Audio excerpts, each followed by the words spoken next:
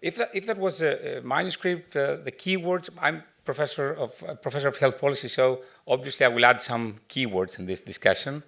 The main words are, of course, genomic, screening, lifelong precision medicine. But I would add willingness to pay or willingness to adopt or cost effectiveness and health policy priorities, because I think that this is a critical issue for this discussion. I forgot to thank Petros for the invitation. I'm really very happy to be here with you. It's a great discussion. And in this discussion, there are some facts. Fact number one, the importance of screening is undeniable. We all know that screening is very important. And number two is that the practice of neonatal diagnostic testing is already established. So what's new?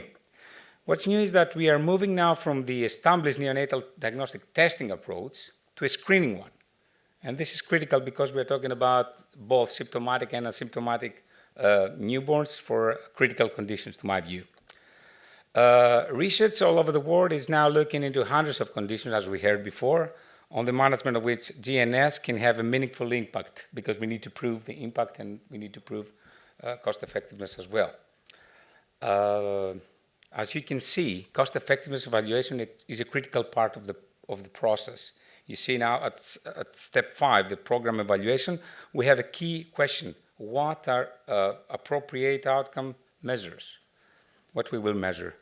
Survival, reduction of morbidity, cost effectiveness, acceptability, adoption, what? We need to measure all, to my opinion. And that's why it's quite complicated. But before that, before cost effectiveness, I think that we heard this before, we have to measure and ensure endorsement of such a program by beneficiaries and the society as a whole. Because there are some concerns and barriers from the societal view of such a program. And this discussion is really very important in both scientific and policy discussion. And of course, there are tools for such analysis. We have an example here from Australia. The Baby Screen Plus study shows that the acceptance of the program is 99.5%, which is really high. And the parents of newborns enrolled in the study are willing to recommend to other families and friends. You can see the percentage is 93, which is really high. So there are paradigms of high acceptance of such a program.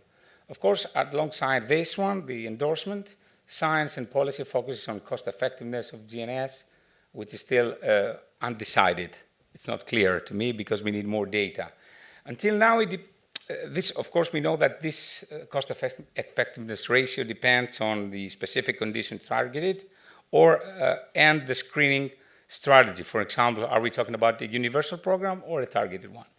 It's still under question. And until now, with the available data we have until now, to me, it seems that it will be highly effective in certain high risk and specific disease contexts, especially those for which treatment exists. And I think that this is the key point, if we would like to start a program like this in Greece. And you can see here some very good studies with a very accepted cost effectiveness ratio. You can see 4,000 per QALY or 2,000 per patient. And this is accepted, even for a country like Greece. But there are also studies with a very high cost per life year. You can see in this one for hypertrophic cardiomyopathy, you can see the cost is 267,000. Okay, it cannot be accepted in a country like this. It's 6 or 7 times the per capita GDP, so we need to think a little bit deeper in order to decide to reimburse something like this, or to negotiate with companies on the cost of the program. And other studies shows that maybe the cost is high, but there is an impact in terms of inequalities in access to such a program and treatment given later on. So ongoing research now focuses on clinical utility and cost effectiveness. And we need to answer both questions. Okay, what about Greece? I would like to remind the audience that Greece is experiencing a severe demographic crisis. We described this as a demographic bomb. Okay? I will share with you the data. In 2023, Greece recorded half the annual average of births in comparison to 4 decades before. and it's high. We closed 700 schools in 1 year. All right, this is serious. Another challenge is our culture on prevention. Okay, prevention was not a priority for health policy for many years. Maybe we could not afford the cost of it. Maybe we had other priorities, cover basic needs. But we've done a lot over the last 4 years. We have the general screening program, Prolambano, that was awarded by the WHO and the United Nations. It's very important. We have more than 5 million people taking part into the program. And we spend more. That you see now, we spend 3.1 of our total spending. We invest, that's the term. The term invest is better than the term spend. We invest 3.1 of our total spending on prevention, which is similar to the OECD average.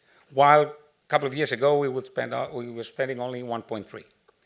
That's a progress, and we keep on investing more money on prevention. And I think that that's why the timing of this meeting is really the right one.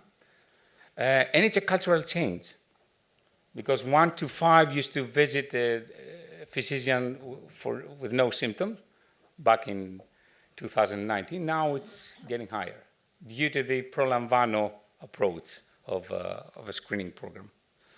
And of course, the main challenge remains the economy of the system, the economic situation of the country, which is getting better, of course. And you can see here that we increased public spending by 7.6, but we also increased the private spending by 10.6.